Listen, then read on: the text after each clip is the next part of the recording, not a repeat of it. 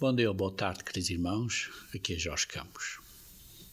Deus tem um plano para libertar a humanidade, o mundo inteiro, de Satanás, deste invisível faraó em controle do mundo.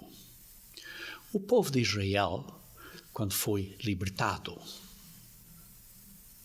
do Egito, simbolicamente representa a Igreja a ser libertada do pecado, mas também isso simbolicamente representa a Igreja não só ser libertada do pecado, mas a Igreja representa também o mundo inteiro a ser libertado deste pecado, desta escravidão deste mundo. E este faraó invisível, isto é, Satanás, será forçado para deixar o povo de Deus sair desta escravidão. E por isso, queridos irmãos, hoje queremos ver algumas escrituras acerca do período da Páscoa e do simbolismo da Páscoa, e por isso vamos começar a ler em Êxodos capítulo 1. Em Êxodos capítulo 1, vê-se aí os descendentes de Jacó, e depois começando a ler no versículo 6, diz assim: faleceu José e todos os seus irmãos e toda aquela geração. Mas os filhos de Israel foram fecundos e aumentaram muito, e se multiplicaram, e grandemente se fortaleceram de maneira que a terra se encheu deles. Eles se espalharam grandemente. E então vê-se aí que o rei do Egito começou a ficar um bocado preocupado. E ele disse ao seu povo: eis que o povo dos filhos de Israel é mais numeroso e mais forte que nós. Eia, usemos da astúcia para com ele, para que não se multiplique, e seja o caso que, vindo guerra, ele se junte com os nossos inimigos, peleja contra nós e saia da terra. Por isso os egípcios, diz aqui no versículo 11, puseram sobre eles feitores de obras para os afligirem com as suas cargas. E os israelitas edificaram a Faraó as cidades celeiros, Pitom e Ramessés. Mas quanto mais os afligiam, tanto mais se multiplicavam e tanto mais se espalhavam, de maneira que se inquietavam por causa dos filhos de Israel. Quanto mais pressão punham neles, mais continuavam a multiplicar. E por isso, vê-se aqui, os egípcios fizeram a vida amarga aos israelitas. Com dura servidão, como lê-se no versículo 14, em barro e tijolos, e com todo o trabalho no campo, com todo o serviço em que, na tirania, os serviam. E depois o rei do Egito ordenou às parteiras, e dizendo a elas: examinai se for filho, matai-o, mas se for filha, que viva. Mas as parteiras tiveram e temeram a Deus e não fizeram isso, como se lê aqui nesta secção. As parteiras continuaram a permitir que os filhos continuassem a viver e tiveram medo de Deus, e assim Deus as abençoou também. Vê-se aqui que a nação de Israel estava debaixo de uma aflição, crescendo cada vez mais. A nação de Israel, que era uma peregrina, que ao fim deste período começou a estar debaixo de uma aflição grande, e é simbólico da Igreja de Deus, que é peregrina neste mundo. E conforme os dias se avançam, há certas aflições que de dia a dia maiores na Igreja de Deus. E isso, como disse, representa também o mundo, porque o mundo hoje em dia também está em aflição, está escravo de Satanás. Quantos de vocês conhecem, vocês próprios, ou conhecem amigos estão a ter problemas extremamente difíceis neste mundo, nesta vida. Então, continuando no Êxodos, capítulo 2, vê-se aí a história do nascimento de Moisés, e um bocadinho mais adiante, ao fim do capítulo 2 de Êxodos, começando a ler no versículo 23, diz assim: decorridos muitos dias, morreu o rei do Egito. Os filhos de Israel gemiam sob a servidão, e por causa dela clamaram, e o seu clamor subiu a Deus. Ouvindo Deus o seu gemido, lembrou-se da sua aliança com Abraão, com Isaque e com Jacó. E viu Deus os filhos de Israel e atentou para a sua condição. Então Deus decidiu que a hora tinha chegado de atuar. E então vê-se aqui no capítulo 3 que apacentava Moisés o rebanho de Jetró, seu sogro, sacerdote de Midian, e levando o rebanho para o lado ocidental do deserto, chegou ao monte de Deus, a Horeb. Então apareceu-lhe o anjo do Senhor. Como se vê no versículo 6, um bocadinho mais adiante, diz que esse anjo do Senhor, esse mensageiro de Deus, ele próprio se chamou a si próprio: eu sou o Deus do teu pai, o Deus de Abraão, o Deus de Isaque e o Deus de Jacó. E diz assim: Moisés escondeu o rosto, porque temeu olhar para Deus. Por este anjo do Senhor, o mensageiro do Altíssimo, é aquele que nós conhecemos como o Verbo, que veio a ser Jesus Cristo. Vê-se aqui claramente que havia dois seres. Continuando então a ler aqui na história, vê-se que quando o anjo do Senhor apareceu, foi numa chama de fogo no meio de uma sarça. Uma sarça, digamos assim, um arbusto. O significado disso pode ser, não estou a dizer que é, mas pode ser, por exemplo, representando a nação de Israel, que ainda não era, digamos assim, uma árvore forte, era simplesmente um arbusto. Ainda estava a crescer aí na escravidão no Egito. E que o Senhor apareceu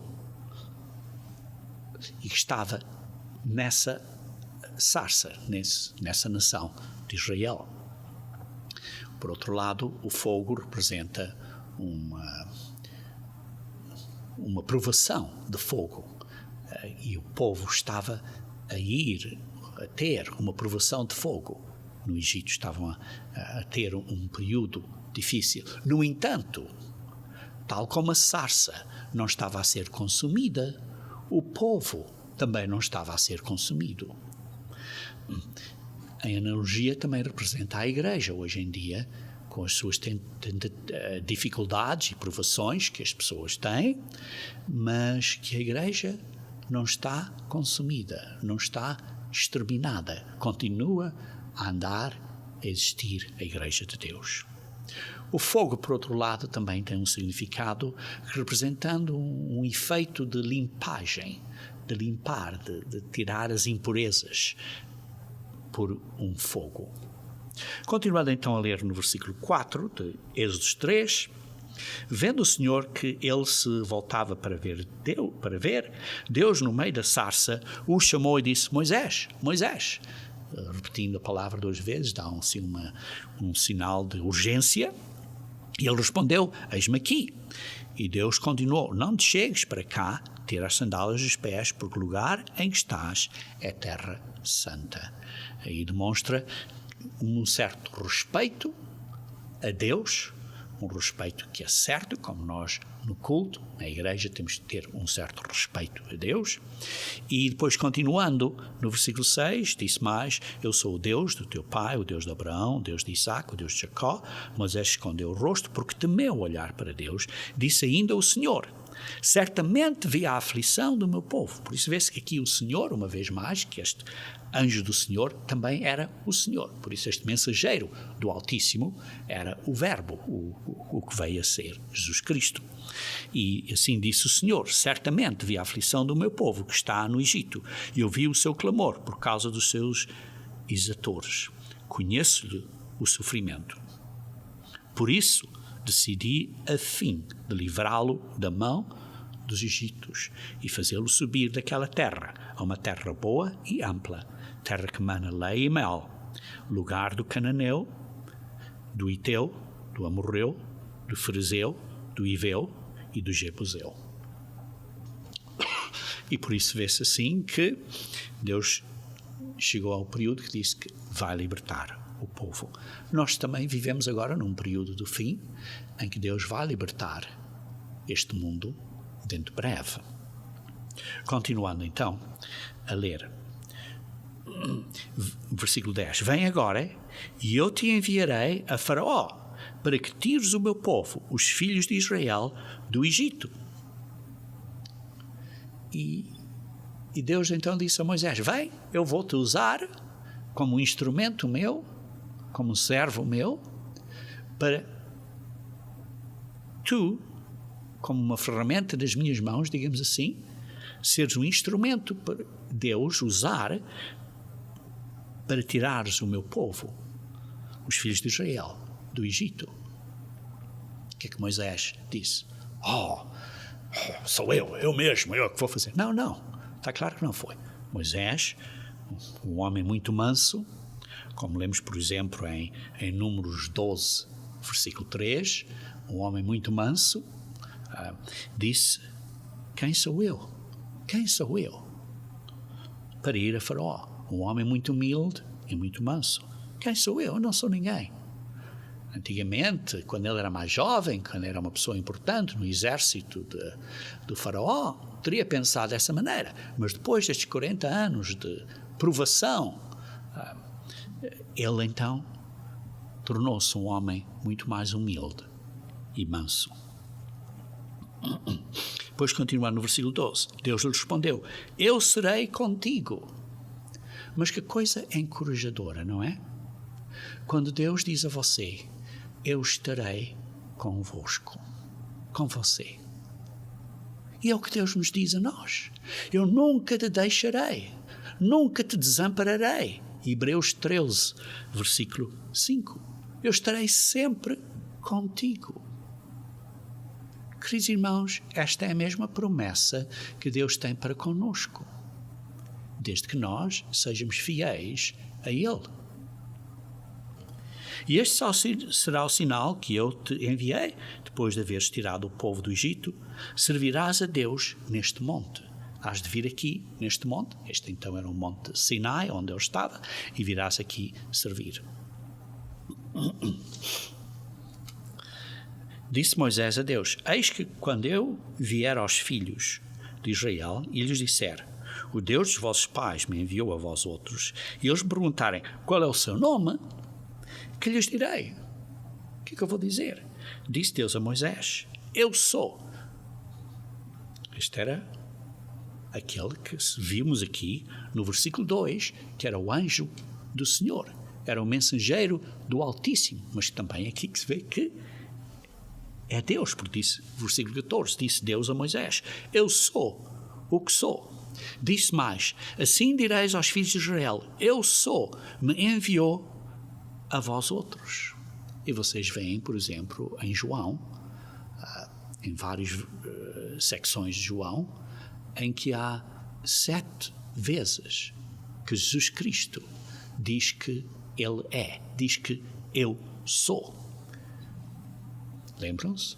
Ele diz que Ele é o pão, é a luz, é a porta, é o bom pastor, é a ressurreição e a vida, é o caminho e a verdade e é a verdadeira videira.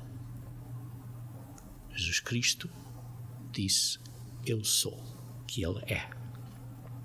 Mas continuando no versículo 15, diz assim, e disse Deus ainda mais a Moisés, assim dirás aos filhos de Israel, o Senhor, o Deus de vossos pais, o Deus de Abraão, o Deus de Isaac, o Deus de Jacó, me enviou a vós. Este é o meu nome eternamente. O meu nome, o Deus de Abraão, de Isaac e de Jacó. Quantas vezes é referido na Bíblia como o Deus de Abraão, Isaac e Jacó? Até mesmo às vezes é referido como o Deus de Jacó. nas profecias. Vê-se, por exemplo, em Isaías 2, versículo 3, e em Miqueias 4, versículo 2. No mundo da manhã, a dizer, o Deus de Jacó está a reinar na terra. Vê-se aqui que este é o nome que ele deu, e por isso, continuando aqui no versículo 17. Portanto, disse eu, far-vos-ei subir da aflição do Egito. Esta aflição vai acabar. Para a terra do Cananeu, do Iteu, do Amorreu, do Ferizeu, do Iveu, do Jebuseu, para uma terra que mana leite e mel. Depois, continuando a ler, no versículo 18. E ouvirão a tua voz e irás com os anciãos de Israel ao rei do Egito e lhe dirás, o Senhor, o Deus dos Hebreus, nos encontrou. Agora, pois, deixa-nos ir a caminho de 3 dias para o deserto, a fim de que sacrifiquemos ao Senhor, nosso Deus. Eu sei, porém, que o rei do Egito não vos deixará ir, se não for obrigado por mão forte. E foi obrigado por mão forte, pela mão de Deus. E nós, queridos irmãos, vamos ser libertados deste mundo por mão forte. Vamos ser libertados desta prisão, deste mundo de Satanás, em que estamos prisioneiros, por mão forte de Deus, com a vinda de Jesus Cristo. É a única esperança que temos, queridos irmãos, a vinda de Jesus Cristo. Não é nenhum partido político, não é nenhum presidente ou presidenta, ou seja o que for, nada. O único, verdadeiro presidente, rei, governante, que nos vai libertar dos problemas deste mundo, vai ser esta mão forte de Deus, pela mão do próprio Jesus Cristo, o Filho de Deus. É a nossa única esperança, queridos irmãos, a nossa única esperança. E depois ele continua aqui nesta secção, vê-se nos capítulos seguintes que Moisés vai falar com o rei do Egito e vê-se as pragas, as várias pragas. Inicialmente, as 9 pragas. É como se fossem 3 séries de 3 pragas. A primeira foi anunciada ao faraó no Nilo. Isto foi as águas de sangue. Depois proclamada no palácio, foi as rãs. E depois enviadas sem aviso, que foi os piolhos. Depois repete-se esta série, foi as moscas, a peste do gado e as úlceras. As moscas primeiro, que seria então a 4ª, a peste, que foi anunciada ao faraó também no rio, no Nilo. Depois foi as pestes de animais, que foram proclamadas no palácio, e depois as úlceras, que vieram sem aviso. Por isso vê-se estas séries, anunciado ao faraó no rio, proclamado no palácio, e depois veio sem aviso. As últimas 3 são as pedras, os gafanhotos e as trevas. Estas vieram, estas pragas, cada vez mais intensas, cada vez mais fortes, e que efetivamente estavam a destruir os deuses do Egito. Porque os deuses do Egito eram o rio, eram os piolhos, parece mentira, que tivessem deuses com piolhos, eram rãs, era o gado, como o boi, era o sol, eram os deuses do Egito que estava a destruir. E, no mundo hoje em dia, Deus vai destruir os nossos deuses das nossas nações hoje em dia. Por exemplo, a democracia. Porque Deus vai demonstrar a nós que a democracia, que este Deus governante de democracia, só traz grandes argumentos e disputas. E, ao fim de contas, não há nenhuma maneira de governar do homem que tenha ou que seja a solução dos problemas deste mundo. Porque este Deus de que nós pensamos que podemos fazer isto por nós próprios, que nós nos fazemos deuses, vai ser destruído. Essas liberdades, que chamamos liberdades deste mundo, o meu direito, estes vão ser destruídos. O dinheiro, este Deus hoje em dia, que é o dinheiro. O dinheiro para as pessoas é como um Deus, para muitas pessoas, vai ser destruído. Vão deitar o dinheiro pelas ruas fora, vão deitar o ouro e a prata pelas ruas fora. O sistema de governo deste mundo, das várias nações, vão ser destruídos, seja federal, seja governo, tipo de governo vocês tenham na vossa nação, vai ser destruído. As finanças, os investimentos, estas casas de ações e coisas assim, vão ser destruídas. Porque vai haver corrupção, vai haver grande destruição. Outro Deus que temos neste mundo hoje em dia, o sistema de educação que existe, vai ser destruído. O Deus do exército das nossas nações vai ser destruído. E todo tipo de governo, seja que for, todo tipo de organização humana que nós fazemos como se fosse um Deus para nos salvar, através da sua completa incompetência e corrupção, vai ser destruído. E por isso vê-se como estas pragas aconteceram no Egito e cada vez ficaram mais intensas e mais fortes. Vamos ver estas mesmas dificuldades a destruírem as nossas nações. A 10ª praga, que foi a pior de todas elas, começa então a ser descrita em Êxodos capítulo 10. Êxodos capítulo 10. Vamos começar a ler do versículo 27. Êxodos 10, versículo 27. Disse o Senhor, porém, endureceu o coração de Faraó, e este não quis deixá-los ir. Disse, pois, Faraó a Moisés, retira-te de mim. Isto foi depois da 9ª praga, a praga das trevas. Disse assim, retira-te de mim e guarda-te que não vejas o meu rosto, porque no dia em que vires o meu rosto, morrerás. O Faraó disse, Moisés, desaparece daqui, porque no dia que eu te vir de novo, vais morrer. E respondeu-lhe Moisés, no versículo 29, bem disseste, nunca mais tomarei eu a ver o teu rosto. Mas antes de sair, Moisés continuou e disse mais alguma coisa. Isso está no versículo 4 do capítulo 11. Diz assim, Moisés disse, assim diz o Senhor, cerca da meia-noite. Está claro, não seria essa noite, porque ainda faltavam uns dias, mas diz cerca da meia-noite, um destes dias, na meia-noite, à meia-noite, passarei pelo meio do Egito. E todo o primogênito na terra do Egito morrerá, desde o primogênito de Faraó, sim, desde o teu primeiro filho primogênito, que se senta no seu trono, até o primogênito da serva, que está junto a Amó, e todo o primogênito dos animais.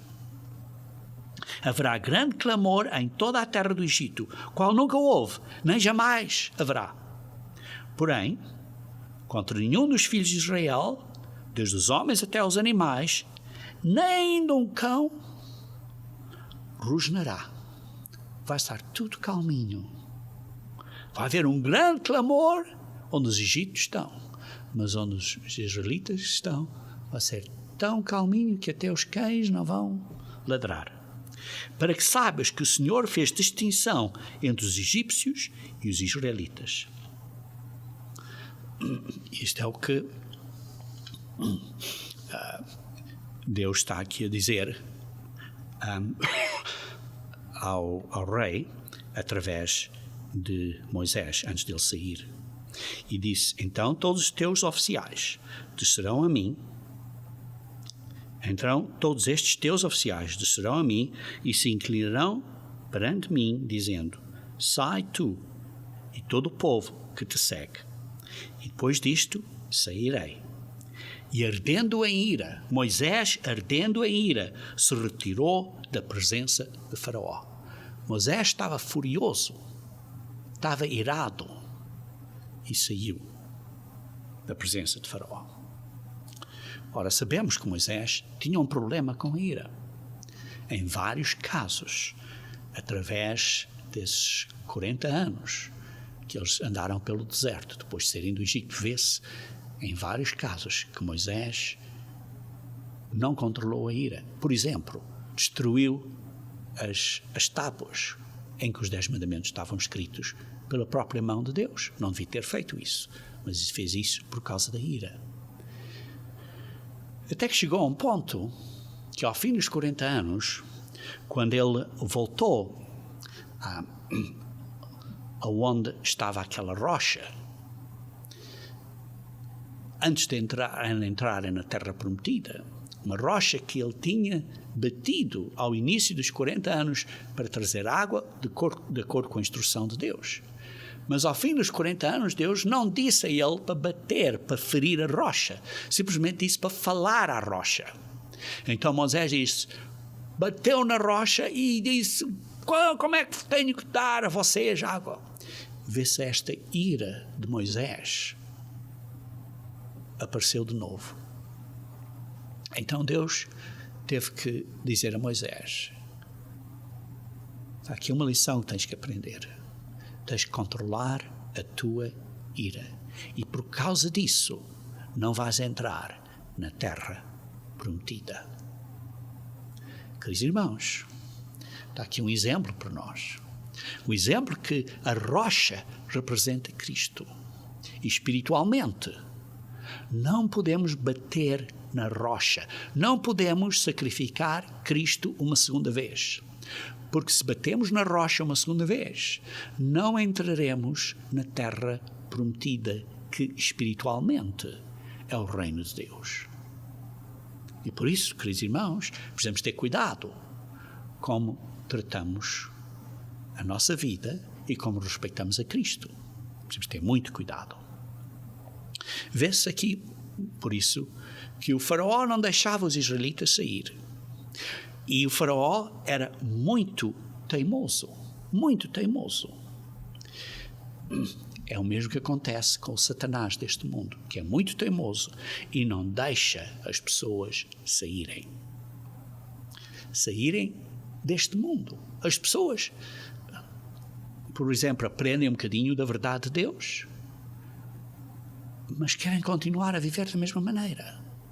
Não se arrependem. É porque estão imprisionados, estão prisioneiros desta sociedade e não querem sair. Continuam no mesmo caminho. Queridos irmãos, temos que mudar a vida. Temos que sair deste mundo. Temos que. Porque senão, Deus não nos vai tirar, não nos vai libertar. Vai nos dar, talvez, mais umas correções, até nós aprendermos a lição. E então, mas continuando então com a história, vê-se que chegou o período aqui da instituição da Páscoa, e continua, está aqui no capítulo 12, e diz assim, disse o Senhor a Moisés e Arão, na terra do Egito, este mês vos será o principal dos meses, será o primeiro mês do ano.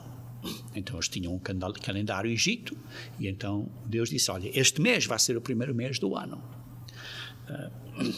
Então vê-se que depois, através de várias instruções, temos hoje em dia o calendário hebraico, mas é este mês que representa o começo do ano, que hoje em dia é à volta de março, abril. É na primavera no hemisfério norte, digamos assim, a primavera na área de Jerusalém. E por isso vê-se aqui que Deus disse a Moisés quando é que seria o começo do ano. Depois, continuando aqui, lê-se assim no versículo 3. Fala a toda a congregação de Israel, dizendo: ao 10 deste mês, cada um tomará para si um cordeiro, segundo a casa dos pais. Um cordeiro para cada família. Por isso Moisés já tinha falado ao rei do Egito, voltou a falar agora com os israelitas e disse: olha, este é o mês inicial e ao dia 10 deste mês vocês têm que separar um cordeiro. Segundo a casa dos pais. Se a família for pequena, para um cordeiro, então convidará ele o seu vizinho mais próximo, conforme o número das pessoas, conforme cada um puder comer. Por aí calcularemos quantos bastam para o cordeiro. Vocês calculam, veem quantos cordeiros é que vão matar. E guardareis esse cordeiro até ao 14º dia deste mês, até o 14º dia começar. E como sabem, Deus conta os dias ao pôr do sol. Quando o sol se põe, o começo da noite é que começa o dia. Começa esse dia, a contagem do dia. E diz assim: guardarás até ao 14º dia. Quando é que o 14º dia começa? Depois do sol se pôr. Então, o 14º dia começa. É até ao 14º dia deste mês que têm que guardar. E depois diz assim: e todo o ajuntamento da congregação de Israel o imolará no crepúsculo da tarde. Isto é, depois do pôr do sol, quando há este lusco-fusco, o sol já se pôs. E ainda há um bocadinho de luz. Ainda não é bem escuro. Então, nesse crepúsculo da tarde, então vão imolar o cordeiro. E tomarão o sangue e o porão em ambas as ombreiras e na verga da porta, nas casas em que o comerem. Vão pôr este sangue à volta da porta. E diz aqui naquela noite comerão a carne assada no fogo. Por isso vê-se que depois do pôr do sol, essa noite vão comer a carne assada. Não é cozida, não é, mas é a carne assada no fogo. É como se fosse no fogo, é uma braseira, digamos assim, como se fosse, digamos assim, um churrasco, uma carne desse género, com pães asmos e ervas amargas a comerão. Não comereis do animal nada cru, nem cozido em água, porém assado ao fogo. Nada deixareis dele até amanhã do dia seguinte. O que porém ficar até pela manhã, vais queimá-lo durante a manhã seguinte. Vais queimá-lo. Dessa maneira o comereis, lomos cinzidos, sandálias nos pés e cajado na mão. Isto é, demonstrando ou simbolizando que havia um senso de urgência. É a Páscoa do Senhor. É a Páscoa, que é um jogo de palavra, em hebraico, Pesach, which representa passar por cima. Que o Senhor passará por cima da vossa casa, porque tem um sangue na porta, nas ombreiras e na verga. Diz assim no versículo 12: porque naquela noite passarei pela terra do Egito e ferirei na terra do Egito todos os primogênitos. E como vimos, vai ser à meia-noite, como Moisés disse, à volta da meia-noite, como Moisés disse ao rei do Egito. E diz assim: o sangue vos será por sinal nas casas em que estiveres. Quando eu vir o sangue, passarei por cima de vós. Páscoa, passarei por cima de vós. E não haverá entre vós praga destruidora quando eu ferir a terra do Egito. Por isso vocês vão ser protegidos por causa de ter o sangue, este sangue do Cordeiro da Páscoa do Senhor, o Cordeiro Pascal. Aqui se vê alguns pontos importantes. Primeiro, tinham que fazer nessa noite, porque as pessoas dizem: não, à noite não importa, posso fazer amanhã à noite. Não podiam fazer amanhã à noite, porque o Senhor passava nessa noite para matar os primogênitos. E nessa noite tinham que ter o sangue, não podiam ter na noite seguinte. Não podem ter na noite errada. Tem que ser na noite do dia 14. Não podem fazer: não, faz-se na noite seguinte, no dia 15. Não, a Páscoa do Senhor é no dia 14, não é no dia 15. E a Páscoa, quando ele passa por cima à meia-noite.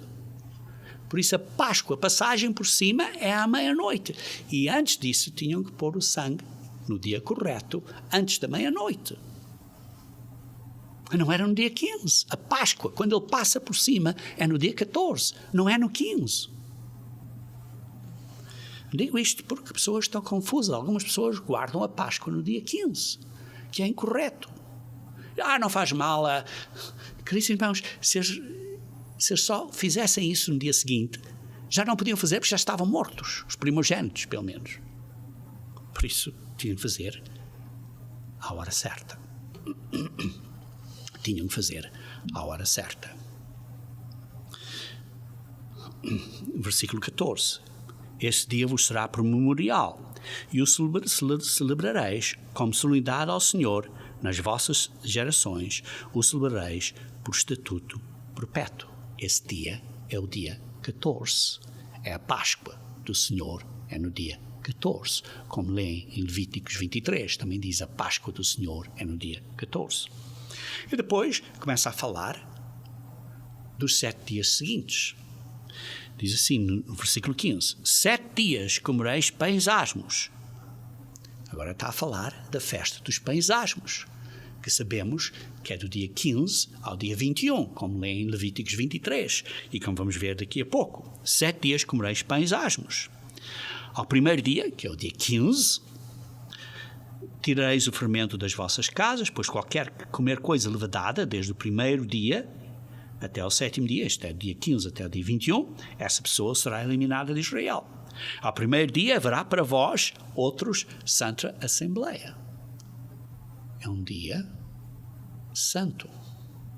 É um dia, digamos assim, de sábado. Também ao 7º dia, seria o dia 21, tereis Santa Assembleia.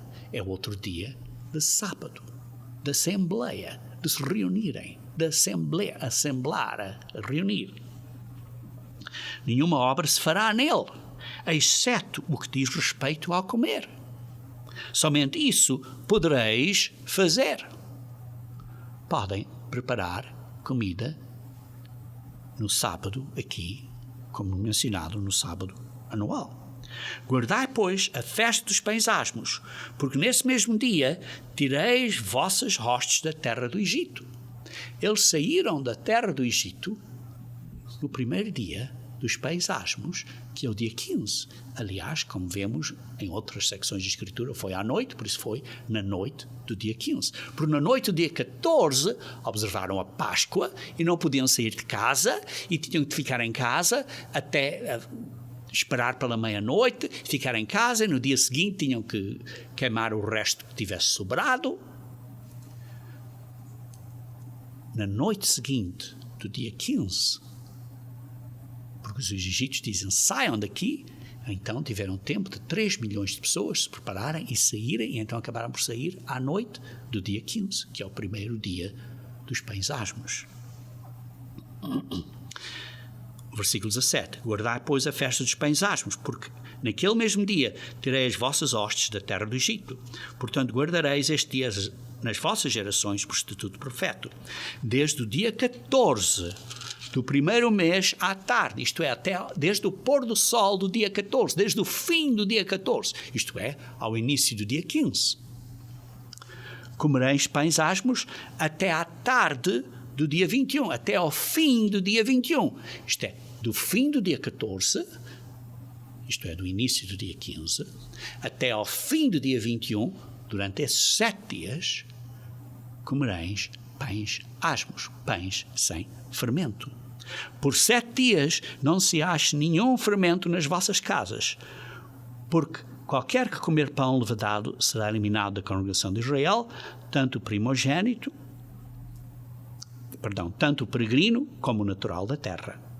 Nenhuma coisa levedada comereis em todas as vossas habitações, comereis pães asmos. Comereis pães asmos durante esse período, esses 7 dias. Então têm que comer pães asmos durante esses 7 dias? O que é que a Bíblia diz? Diz que sim. Diz que sim.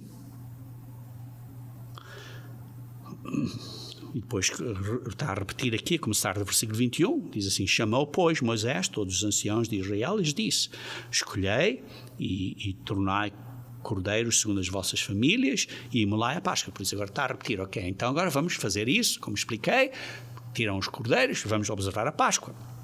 E então, tomai um molho do hisopo, molhai-o no sangue que estiver na bacia e marcai a verga da porta e as ombreiras com sangue, como já explicou.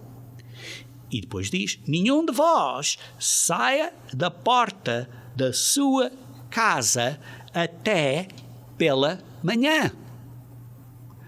Nessa noite do dia 14, que é a Páscoa, põe o sangue, à meia-noite o Senhor passa por cima daqueles que têm o sangue na porta e vocês não saiam de casa até amanhã. Até pela manhã. Depois de verem estas 9 pragas que aconteceu, você acha que eles obedeceram a essa instrução? Obedeceram, sim. Obedeceram, sim. Tinham muito medo e obedeceram. E vê-se assim, no versículo 28. E foram os filhos de Israel e fizeram isso como o Senhor ordenara a Moisés e Arão. Assim fizeram. Depois disto tudo, de verem isto tudo, tiveram muito medo, obedeceram. E depois vêm também no versículo 50. Assim fizeram todos os filhos de Israel, como o Senhor ordenara a Moisés, Arão, assim fizeram. Não desobedeceram, não saíram de casa até amanhã. Durante a parte da manhã do dia 14. E por isso só podiam ter saído do Egito, porque saíram à noite, na noite seguinte, que era do dia 15. Que, está claro, seria um dia de lua cheia. Ora, o que se passa então no Novo Testamento é que Jesus Cristo mudou os símbolos. Jesus Cristo mudou os símbolos. Vê-se em João 1, versículo 29. João 1, versículo 29.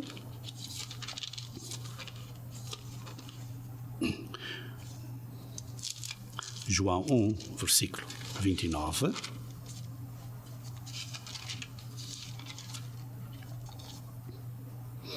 No dia seguinte, viu João a Jesus, que vinha para ele, e disse: eis o Cordeiro de Deus, que tira o pecado do mundo. Jesus Cristo é o Cordeiro de Deus. Desta Páscoa, para tirar o pecado não só de Israel, não só da Igreja, mas do mundo. Do mundo inteiro. E depois continuar no versículo 30. E é este a favor de quem eu disse: após mim vem um varão que tem a primazia, porque já existia antes de mim. Já existia antes de mim. Antes de eu nascer, já existia. Jesus Cristo já existia, como verbo, antes de João Batista nascer. Embora sabemos muito bem que João Batista nasceu primeiro. Ele disse: porque já existia antes de mim. Eu mesmo não o conhecia. Mas a fim de que ele fosse manifestado a Israel, vim, por isso, batizando com água. Ele veio batizando com água. E depois, continuando. E João testemunhou, dizendo: vi o Espírito descer do céu como pomba e pousar sobre ele. Eu não o conhecia. Aquele, porém, que me enviou a batizar com água, me disse: aquele sobre quem vires descer e pousar o Espírito, esse é o que batiza com o Espírito Santo. É Jesus Cristo que nos batiza com o Espírito Santo. Ele, Jesus Cristo, é que nos imersa nesta água espiritual que é o Espírito Santo, que nos imersa neste corpo espiritual que é a Igreja de Deus. Não é uma organização física, é um corpo espiritual.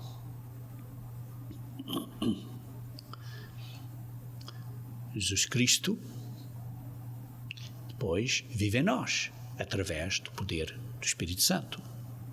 Depois vê-se que, quando chegou a altura de observar a Páscoa, no último ano, quando Jesus Cristo ia ser sacrificado, vê-se como ele mudou os símbolos. Vejamos então, começando a ler aqui Mateus 26. Mateus 26. Mateus 26 diz assim, versículo 17. No primeiro dia da festa dos pães asmos, a palavra dia da festa não está no grego. Por isso, no primeiro dos pães asmos, não é que fosse o primeiro dia dos pães asmos, da festa dos pães asmos, mas era o primeiro dos asmos. Porquê? Porque nesse dia eles queimavam o fermento todo. Porque estavam numa cidade, tinham que queimar, tinham que destruir o fermento antes do primeiro dia dos asmos. Por isso, quando chegou esse dia para começarem a fazer essa limpeza e tudo, que era o primeiro dia que começavam a fazer essa limpeza, foi antes do dia 14, eles já faziam isso para ter tudo bem preparado, limpinho, antes do dia 15 começar. E por isso é como nós hoje em dia, começamos a tirar o fermento das nossas casas dias antes dos dias asmos, não é só a última da hora. Começamos a tirar isso e limpar as nossas casas. Há uma certa preparação correta para os pães asmos que nós temos que fazer. E por isso vieram os discípulos, Jesus, e lhe perguntaram: onde queres que te façamos os preparativos para comeres a Páscoa? Porquê é que eles perguntaram isto à última hora? Porque Jesus Cristo, vê-se aqui, que sabia que o queriam matar. E por isso não podia, digamos assim, publicar onde ia observar a Páscoa, porque senão iam lá onde ele estava a observar a Páscoa e o iam matar, tirá-lo de lá. E por isso ele teve que fazer isso um bocado às escondidas e só anunciar ao ponto final, digamos assim, para poder observar a Páscoa. Para dar a possibilidade a ele de observar a Páscoa e mudar os símbolos. Porque Satanás, está claro, queria incitar as coisas de uma maneira que ele não observasse essa Páscoa. E por isso ele deixou isto até, digamos assim, à última hora. E, versículo 18, e ele lhe respondeu: ide à cidade, ter com um certo homem e diz-lhe: o mestre manda dizer, o meu tempo está próximo, em tua casa celebrarei a Páscoa com os meus discípulos. E eles fizeram como Jesus lhes ordenara e prepararam a Páscoa. Por isso estiveram ali a preparar na casa dele, mesmo, digamos assim, à última hora, pouco antes do começo do dia 14, do pôr do sol do dia 14. E eles fizeram como Jesus lhes ordenara e prepararam a Páscoa.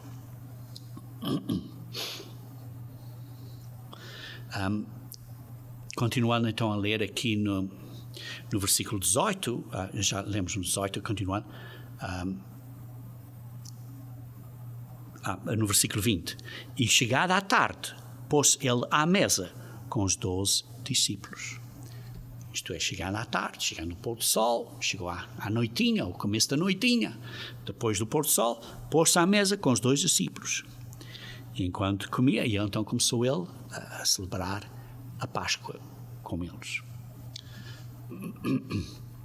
Vejamos então agora aqui em Lucas, capítulo 22. Lucas 22. Vamos voltar a Mateus, por isso deixa uma marca aí em Mateus, mas vejamos então em Lucas, versículo 22. Lucas 22. Começar a ler do versículo 13. E diz assim: indo, tudo encontraram como Jesus lhes disseram e prepararam a Páscoa. Chegada a hora, foi a hora certa, não só no dia certo, foi na hora certa.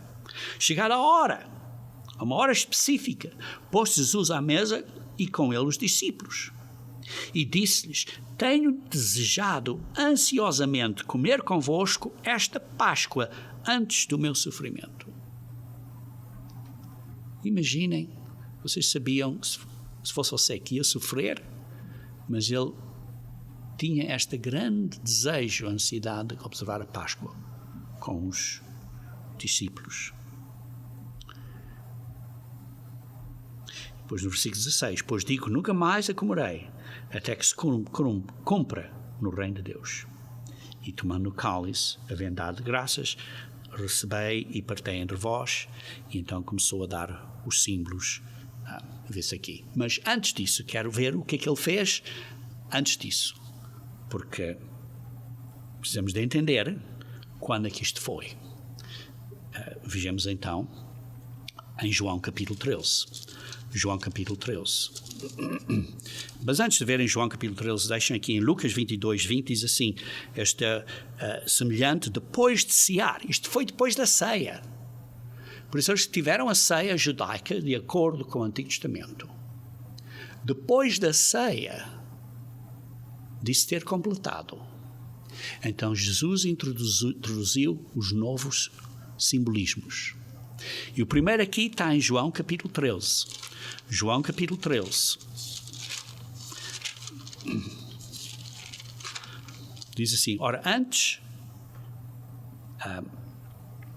a festa da Páscoa, sabendo Jesus que era chegada a sua hora de passar deste mundo para o Pai, tendo amado os seus que estavam no mundo, amou-os até o fim. Versículo 2, diz aqui, na Almeida Revista atualizada diz, durante a Páscoa. Mas, se vocês forem ver, na Almeida Corrigida e Fiel e na Almeida Corrigida e no texto bizantino grego, diz acabada a ceia. Não é durante a ceia, é acabada a ceia. Isto é, já tinham completado a ceia. Tendo já o diabo posto no coração de Judas Iscariotes, filho de Simão, que traísse Jesus, sabendo isto é Jesus, que o Pai tinha confiado às suas mãos e que ele viera de Deus e voltava para Deus, Jesus tinha vindo digamos assim, de que era um Deus, e era, digamos assim, da raça, do género de Deus, e voltava para esse género de Deus, voltava a estar ao lado do Pai com a glória que tinha, por isso vinha não era da humanidade, de ser humano, mas era de ser Deus, ser Deus. Ele veio de Deus para homem, e depois ia de homem de volta para Deus. Voltava para Deus. Levantou-se da ceia, tirou a vestimenta de cima e, tomando uma toalha, cingiu-se com ela e depois começou a lavar os pés. Vocês sabem essa história. E diz que ele deu um exemplo para nós seguirmos. Um exemplo de humildade. Vê-se aqui que Jesus Cristo até lavou os pés de Judas. E vê-se aqui no versículo 18. Diz assim, eu não falo a respeito de todos vós, pois eu conheço aqueles que escolhi. É antes para que se cumpra a Escritura. Aquele que come do meu pão levantou contra mim meu seu calcanhar. Desde já vos digo. Mas que aconteça para que, quando acontecer, creias que eu sou. Eu sou. Como disse a Moisés, à frente da sarça. Eu sou. Em verdade, verdade vos digo, quem recebe aquele que eu enviar, a mim me recebe. E quem me recebe, recebe também aquele que me enviou, que é o Pai. Isto é um ponto muito importante. E depois o traidor foi indicado, e depois disso, o traidor saiu. Diz assim, ele, tendo recebido um bocado de pão, saiu logo e já era noite. Isso é, Judas saiu. Jesus Cristo lavou os pés de Judas e depois Judas saiu.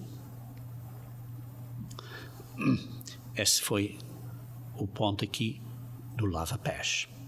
Depois disso, voltando a Mateus 26, eu disse há pouco para terem uma marcazinha em Mateus 26, voltando a Mateus 26, versículo 21, diz assim, e enquanto comiam, declarou Jesus, em verdade vos digo que um dentre vós me trairá. E eles, muitíssimo consternados, começaram a perguntar, e vê-se aqui que ele está a explicar como isso aconteceu, e depois diz assim, que estava a explicar que Judas ia fazer isso, e então Judas, que o traía, perguntou, sou eu, mestre? E ele disse, sim. És tu? Sim, o disseste. E Judas, então, saiu. Quando diz aqui no versículo 21, enquanto comiam, e como vimos que foi depois da ceia, quer dizer, estavam ainda sentados à mesa, a ceia já tinha sido completada, mas vocês sabem, quando comemos para jantar ou para uma refeição, a refeição já foi acabada, mas ainda ficamos ali na mesa, digamos assim, a petiscar e a falar e a conversar. E por isso podia-se dizer, assim, em coloquialismo, na maneira de falar, que ainda estávamos ali sentados a comer, embora a refeição já tinha completado. E por isso é o que aconteceu. A ceia já tinha completado. Depois da ceia, Jesus se levantou da mesa, lavou os pés, depois voltou para a mesa. E continuaram ali, talvez a petiscar, digamos assim, a comer umas coisitas. E depois, então ele introduziu os símbolos. Diz assim no versículo 26, enquanto comiam. Está claro, mas depois da ceia, como expliquei. Tomou Jesus um pão e, abençoando-o, partiu e deu aos seus discípulos, dizendo: Tomai, comei, este é o meu corpo. E a seguir tomou um cálice e, tendo graças, o deu aos discípulos, dizendo: Bebei deles todos, porque isto é o meu sangue, o sangue da nova aliança. Jesus Cristo aqui introduz a nova aliança através do seu sangue. Ele, está claro, fez isto na noite do dia 14, porque no dia 14, pouco depois disso, foi traído, sofreu, foi posto no madeiro e morreu lá para as 3 da tarde. E eles queriam que ele fosse enterrado antes do sábado, que era um sábado anual, que era o dia 15, que era o primeiro dia dos Asmos, este sábado anual, e por isso eles fizeram isso para poderem observar o sábado, e por isso não queriam os corpos ali pendurados até das outras pessoas, por isso é que quebraram as pernas dos outros, que ainda não tinham morrido, mas de Cristo não precisaram cortar as pernas, porque já tinha morrido. E então o puseram no sepulcro, à pressa, antes do sábado. O sábado que era o dia 15. E por isso Jesus Cristo comeu a Páscoa na noite anterior, que foi no dia 14. Por isso observamos a Páscoa no dia 14. É muito claro, é muito evidente, vê-se claramente que observamos a Páscoa no dia 14, como Jesus Cristo observou, e vimos que era a Páscoa, tinha ansiedade de guardar esta Páscoa. Ele guardou a Páscoa, não guardou um dia, como outras pessoas dizem, ele porque não podia morrer, não podia comer no dia 15, por isso comeu no dia 14, um dia antes, mas a Páscoa é no dia 14, ele guardou no dia 14, e é no 14 que a Bíblia diz, e por isso é que guardamos a Páscoa no dia 14. Não fiquem confundidos, irmãos, é muito simples. A Páscoa é no dia 14. Cristo guardou ou comeu a Páscoa, mudou os símbolos no dia da Páscoa, que é no dia 14. E no dia seguinte, que é o 15, que é o primeiro dia dos Asmos, então foi um dia santo, um sábado, no dia seguinte. Queridos irmãos, o que vemos aqui é que Jesus Cristo sacrificou-se por nós. Agora, Cristo, Ele, através do Espírito de Deus que Ele nos dá, quando nos arrependemos, porque enviou para nós, através deste Espírito, nós somos convictos do pecado, nós nos arrependemos, nós vencemos os desejos da carne, temos que ser guiados pelo Espírito de Deus para sermos filhas e filhas de Deus, para sermos herdeiros de Deus, como leem em Romanos 8, entre o versículo 7 até 17. Vê-se que isso é bem explicado. Por isso agora, queridos irmãos, vemos que os símbolos da Páscoa foram alterados na nova aliança. A nova aliança que representa o pão, que representa o corpo de Cristo, e o vinho, que representa o sangue de Cristo. O sangue da nova aliança. Aprendemos, através destes dias, grandes lições espirituais muito importantes. Nós precisamos de preparar espiritualmente para os dias asmos, limpando, tirando o asmos da nossa casa. Temos que saber o que é asmo e o que não é asmo. Nós na Igreja de Deus temos, digamos assim, um documento a explicar a vocês o que é asmos e o que não é, o que é fermento e o que não é fermento, digamos assim. Mas o problema que acontece é que muitas pessoas começam a sentir-se assim um bocado dorminhocas, a dormir, e não fazem o que devem de fazer. Queridos irmãos, a Páscoa é uma cerimónia de vitória. Vitória sobre o pecado, uma vitória sobre Satanás que nos está a imprisionar. E através dessa vitória temos paz mental.